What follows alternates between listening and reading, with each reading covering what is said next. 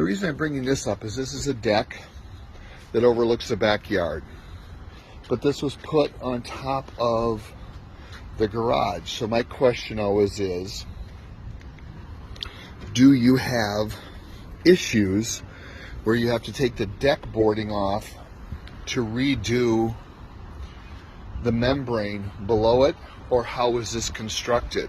This is one of those questions where when you have a home inspection, you want an inspector to really dig into it. Plus too, with stucco homes, even though they're older, when you see these little spots down here, that means these holes were drilled and they were filled. More than likely it's just insulation, but you want to know exactly why those holes were put there, and that it wasn't some kind of a moisture issue. More than likely with an older home like this, the stucco is actually a really good house. That's not the problem. My guess is it's insulation.